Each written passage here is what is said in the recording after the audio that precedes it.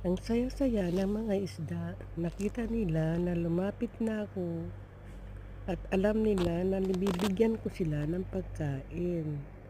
Kaya ayun, ah, ayan na, makikita na nila yung inuhulog ko na pagkain nila. Aakyat na sila sa itaas. Ayun na.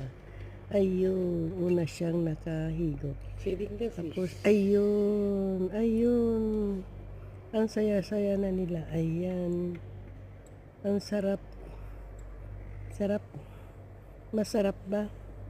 Ayun. Uy, sarap na sarap sila sa pagkain nila. Ayun. Oh, ang cute nila, no? Ang cute nila.